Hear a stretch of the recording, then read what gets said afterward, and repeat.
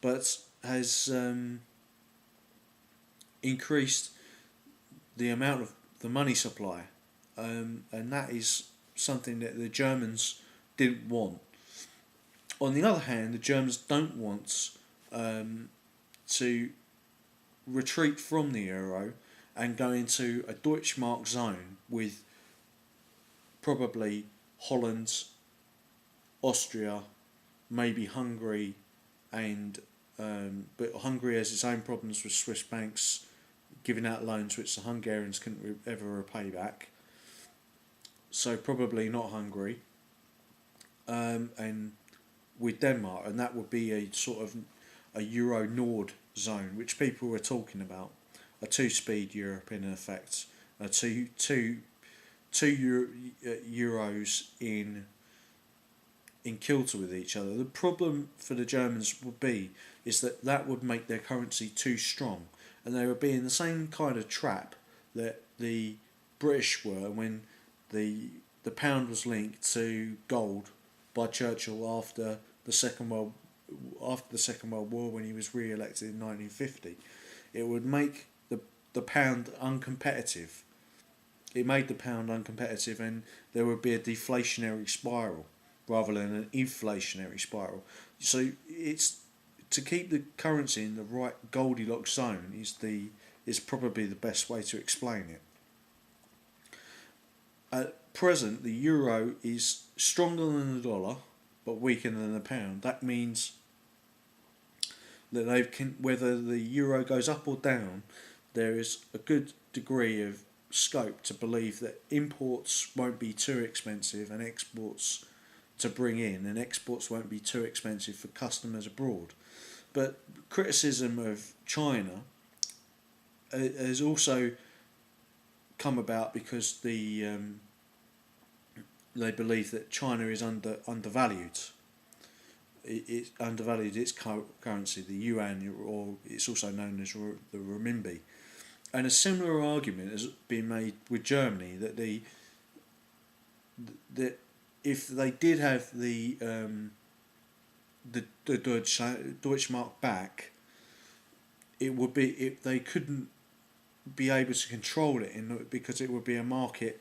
It would be created and demanded by the Bundesbank in the money markets, and so they couldn't control its value in the long and short of it.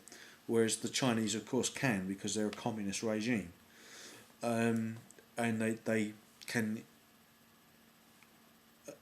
try and manipulate their currency's value on the open markets. But the economic model of China and Germany, I'm not saying is the same, but a German economist said on the BBC that it makes no sense for the Germans to have a very strong currency, to export both in terms of manufactured goods and loans to other countries, and then have such high living standards that they can't import anything from those countries, and so in effect they have to end up bailing them out, which is a sort of soft version of mercantilism, which the Japanese have also been accused of. But as Merkel said to David Cameron and Sarkozy, the Germans have kept to their rules which have worked. Their inflation, and in terms of the Eurozone, the inflation rate has not really got above plus or minus 1% over 2% of inflation, whereas in the UK, the Bank of England has used monetary easing, that's printing money, and the rate of inflation has gone up to nearly 6%, when its target is 2%. So things are not really working out. And for David Cameron to grandstand at the Guildhall and say that the Eurozone is in crisis because the Europeans have been splurging money all over the place is not right, because there are many different nations within the Eurozone. They have not all been doing the same thing. The Greeks and the Italians' public debt has gone up so much that it's at the same kind of level or just above that of the United States, with at 117% of GDP, and the Italian one is at 120%. The Greeks is around the same amount.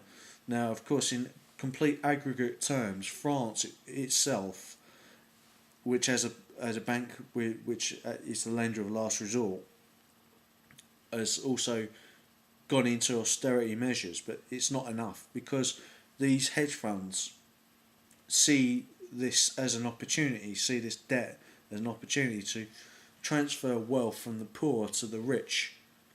And you cannot create or destroy money, you only change its value, you know.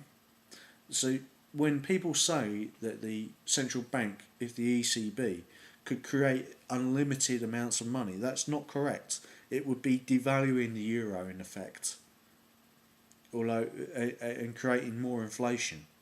So therefore, I'm slightly uneasy about it, and I'm uneasy about Goldman Sachs' former employees being the head of the of Italy and Greece, and Mario Draghi being was also a central banker on the board of the Italian central bank when it was producing all this debt. So I can understand the Germans' unease at this. And I did think Merkel was being foolish when she said that she wouldn't allow the ECB to get involved. But now I can see more clearly why she wouldn't want it to be. Perhaps the best idea perhaps is to have a European Monetary Fund, which would be independent of the IMF, which has many third world nations, many of them are dictators with very strong racist anti-European views, and is also dominated by the United States with its Federal Reserve and strong Israeli lobby, which also have terrible views on Europe. For instance, the religious parties in Israel are just as strongly as the Iranians in favour of threatening Europe with nuclear weapons. And we've got an unstable government in Israel ready to nuke Iran, and same is true for Iran to Israel, and the Arab Spring in flux, with Turkey perhaps being involved, a candidate member to the Eurozone, to European Union. So there are a lot of problems going on at the moment.